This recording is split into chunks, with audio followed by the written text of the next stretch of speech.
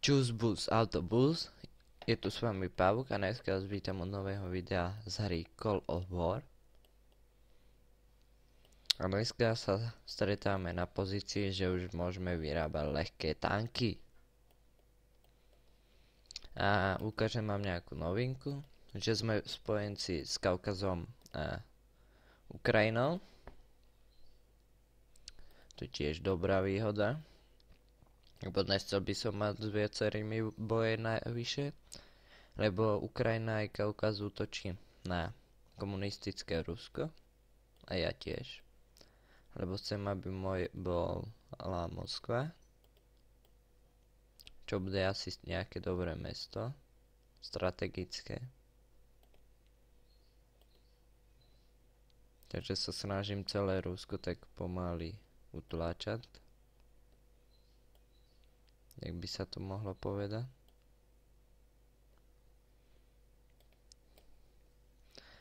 A dneska si kúkneme niečo nové, takže výskum. Dosiahli sme štvrtý den, takže môžeme vylepšiť vojakov vo výskume. A to by sme si mohli dať začať výskum, lebo tu prvá pechota uberá 2, pri útoku, pri obrane 3. Ako na pechotu. Tuto už 3 a na obranu 4,5. A dal som si stavať za tedy prúmyslovky na level 2, aby som mal rýchlejšiu výrobu vojakov. A dokým nebude deň 8, tak si nechám, lebo pri 8. dni už budem potrebovať infraštruktúru na 2 a teraz za to ale potrebujem, tak si chcem čo najviac povýšiť toto. Prúmyslovku, aby som mohol čo najrýchlejšie vyrábať. Lebo čím rýchlejšie budeš vyrábať vojakov, tak tým budem pôjdu proti tebe.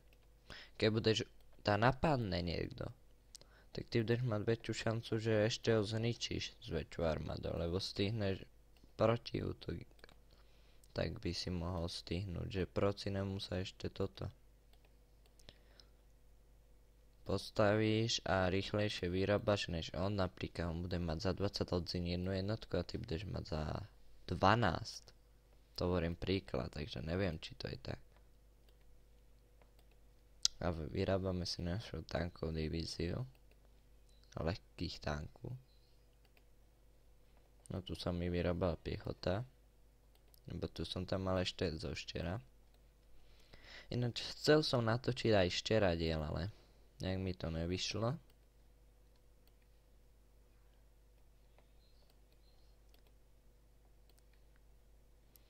A dneska to bude o takom, že spojenectve. A nejakých znakov spojenectva. Začneme nejakými znakmi. To len o chvíľu, ešte si dám aj tu prúmyslovky. A už nemám na to peniaze. Aj Moskva je dobrá tým, že denný produktivita peněz a prílb je veľká. Tak preto už chcem aj doby. Než oni, títo si tu dobijajú nejaké blbosti. A Rumunsko tu nejak vyráža na Ukrajinu. Čo ma nezaujíma. Kúkneme sa. Česko už je kaput. Zostala len Bratislava. Mohli by sme si to kúknúť v novinách. Prvý som ja. Z neznámych dôvodov.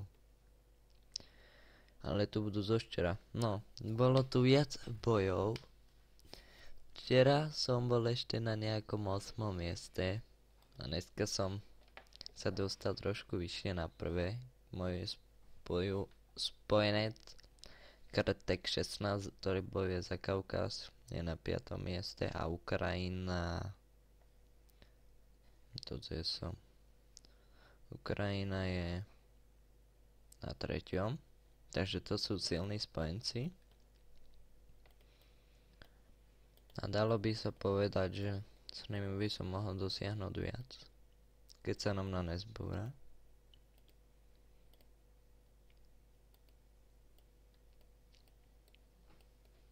Oni už dobili Krym, Ukrajinci.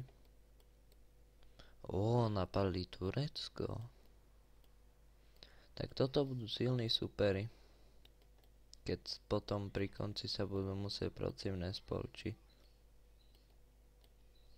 No neviem, či sa dá získať 654 bodov k víťazstvu bez toho, že by si zničil nejaký národ svojho spojenca.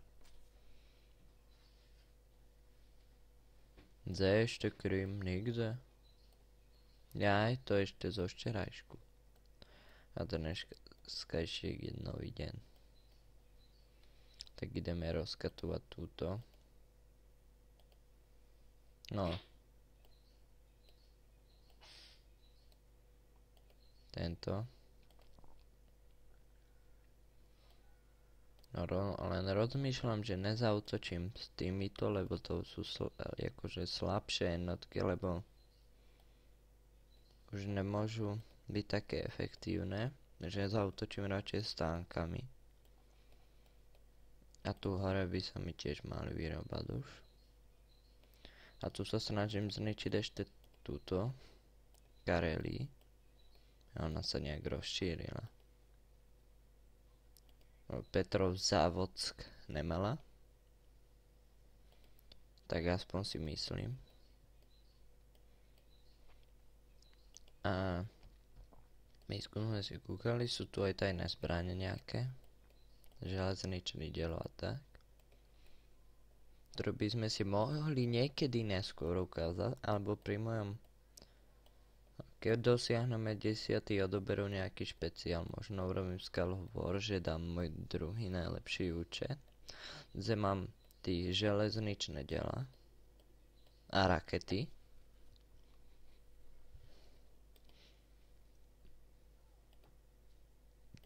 A kúkame si ešte tí mesta, kde sme si kedysi vyrábali. Tu priemyslovky.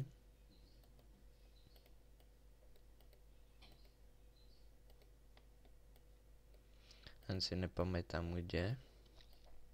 Ale viem, že som si jednu obskrinet stával. Viem, že jedna je tuto niekde.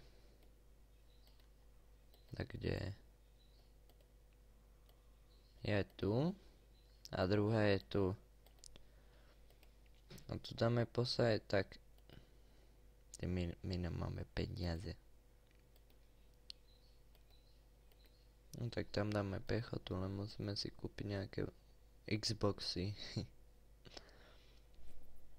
Jak je na tom zátor materiál? Stále není drahý.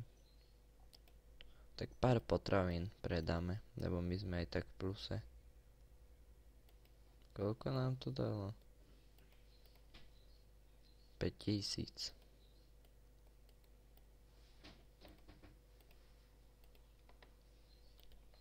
Infraštruktúru nemôžem. Skúsim rovno aj infraštruktúru dostávať.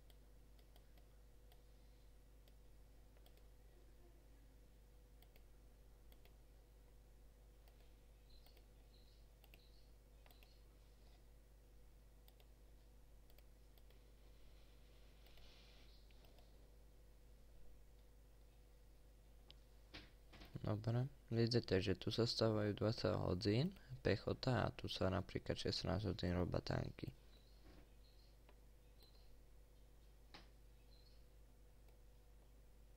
Clean. Ale mohli by sme si minúty jednotky tak.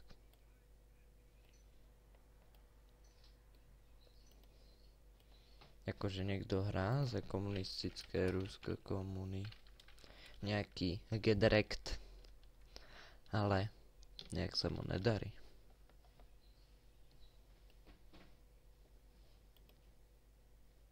Ja, čo bolo týchto najmocnejšie armády? A ja som tam není jak pán. Z nás si myslí, že my sme slabí, ale naopak sme silní. Jeden z najsilnejších národov. Takže máme spojenectví. To si tu môžeme ukázať. Že máme spojenectví s Ukrajinou. Sme si dali zdieľané mapy, že môžeme vidieť, čo vyrábame a tak. Aj s Kaukazom.